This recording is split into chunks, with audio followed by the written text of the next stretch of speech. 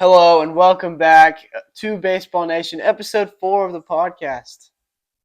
This is episode number 4. That's 4 weeks. We've been going at this for a month, and we're going to be going for it all throughout MLB season, which starts in only 11 days, opening day. And we still have some action to talk about this week with the World Baseball Classic. New edition this week, we've got microphones. Let us know in the comments how you like them. We're pretty pumped about them.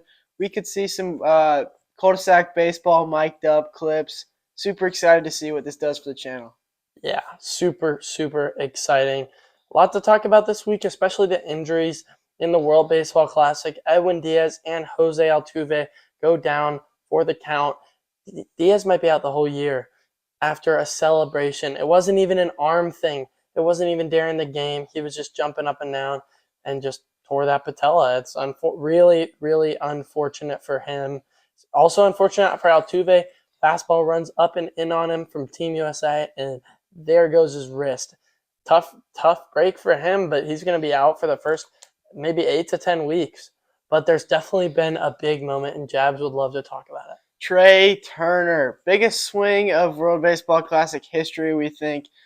USA was battling against Venezuela, packed out crowd. Trey Turner 0-2, 2 outs, hits a ball, one of his best swings of his life, I bet. And it puts USA with a 2-run lead. And it was just amazing to watch everyone cheering for their country together in a baseball platform. Things like the World Baseball Classic and the Savannah Bananas are hopefully bringing more fans back to the sport of baseball. Yeah, you love to see it as a baseball content creator, as a hopefully growing baseball content creator. You want to see the game grow, and that's really the goal. And honestly, conference play starting for college baseball is huge too, because this is when college baseball is really ramping up, and there's definitely some big storylines already early. Obviously, you've got the Demon Deacons going crazy, but Jabs has one team that's his pick to click because they've been going absolutely nuts. They have been, and I tell you what, they opened up conference play this week against Georgia. The South Carolina Gamecocks won again today, and they are 20-1. 20-1.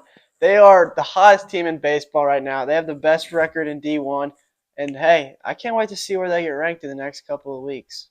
So that's the first half. Obviously, it's pretty short. That's going to be kind of our current events section. And this back half, we're going to go ahead and get into the Cy Young draft, MVP draft, and Rookie of the Year draft. Only one rule. You can only have one person from each league. Jabs picks first in the Cy Young draft. I'm looking at my prospects here in the AL. We got Jacob deGrom, Garrett Cole, Dylan Cease, and Alek Manoah as the front runners in the AL. And I'm going to have to go with Dylan Cease. He's a native from Georgia, and he knows how to get it done. 2.3 ERA last year for the White Sox. Can't wait to see what he does. He's a young dude. Can't wait to see what he does this year.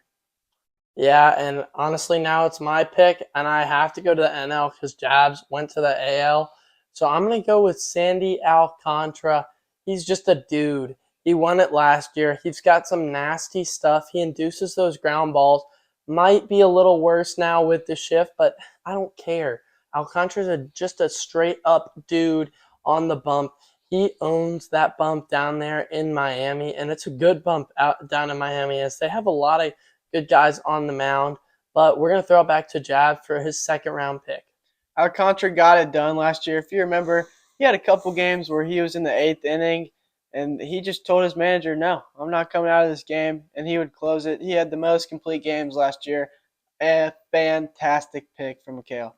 I'm going to go, obviously, in the NL here, and I'm looking at my prospects. We got Max Fried, Spencer Strider, and Corbin Burns. Max Fried, loopy curveball. He's a southpaw. He's been doing it for the last 5 years. Then we got Spencer Strider, the flamethrower. Second year with the Braves this year. Can't wait to see what he gets done. And then we got Corbin Burns, who is one of the best pitchers. He doesn't throw that hard, but every pitch he throws moves a lot. He's been compared a lot to Tom Glavine. Can't wait to see what he does, but I'm going to be going with the young gun, Spencer Strider, Love the Quadzilla. pick. Love the pick from Jab. Spencer Strider's just a dude on the bump. He's just an absolute guy on the bump. I really like him. Obviously, he didn't even get a full run with the team last year. And so I think this year is going to be a real breakout year for him if last year wasn't even a breakout year already. So next we're going to go ahead and head to my pick in the AL, and I've got to go with DeGrom because he's just too good when he's on the mound. He might not be on the mound this year, and that would be unfortunate. But if he goes out and wins a Cy Young, he's going to the Hall of Fame because he'll have 3, and he's just unbelievable when he is on the mound. He's nasty. So next, we're going to head to the MVP draft because we're done with the Cy Young draft.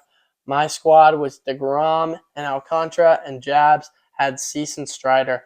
Obviously, you can tell he definitely had some young guns on his team. So we're going to head to the MVP draft. I have first pick, and I have to go Shohei Ohtani. There's only one way to say it. He's the best player in baseball. He's the only person ever that does what he does. So I have to go Shohei Ohtani. People say Babe Ruth did it. Babe Ruth didn't do it both at once. It's just unbelievable what Shohei does. 1 second for my pick, please. I know his name by now. Juan Soto. That is my NL MVP pick. He's a stud. He hits everything. He's honestly legit, and that Padres team is definitely legit. I think they have a chance to give the Dodgers a run for their money. I really think they're going to win the division out there in the NL West. And so now it's my turn, and I'm going to have to go with Austin Riley. Stop sleeping on him. It's annoying. I don't like it. He's honestly just a guy. He's so unbelievably good. Over 280, over 30 bombs last few years. And it's freaking awesome. And his defense is getting better and better. And I think he's going to win the NL MVP this year. I think this year is the year he's going to break out and he's going to finally do it. So we go to Jabs for the last pick of this MVP draft. I'm going with the young guns in the AL West, Julio Rodriguez. He's a hot shot for the Mariners. He's been a stud. We only saw him for a portion of last year, but we saw speed, we saw power, and we saw fielding, and that's all we need to see out of J-Rod. He's a stud, and I can't wait to see what he does this year. I mean, honestly, Julio's a stud out there. MVP draft, good pick.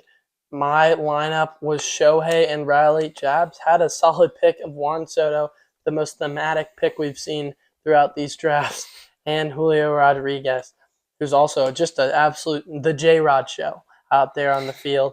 And so it's time for that Rookie of the Year draft, and so we're going to throw it over to Jabs for the first pick. I'm going with the AL frontrunner Gunnar Henderson of the Orioles. He's a starting shortstop for them this year in projected lineups. I can't wait to see what he does. I mean, he's been hyped up a ton. We saw him with the infamous home run swing where his helmet fell off, and we got to see the gorgeous locks of Gunnar Henderson. So I can't wait to see what he can do this year. Talk about a guy, my guy's faster. I'll tell you that much. Corbin Carroll, fastest player in the MLB now. He's just a stud. You see him fly around the bases. He got a taste with the D-backs last year. I think this year's the year he's going to break out and he's going to win Rookie of the Year, in my opinion. And so now we throw it back over to Jabs, where he's probably going to have to go to the NL here, as he already did his AL pick. That's a fantastic pick. I think the Diamondbacks really got a good player there, as they already extended the bag for Corbin Carroll, and he has barely even played, and he's young in his career. I think that just shows how good of a kid he is. I'm going to be sticking in the NL with right-handed flamethrower Bobby Miller.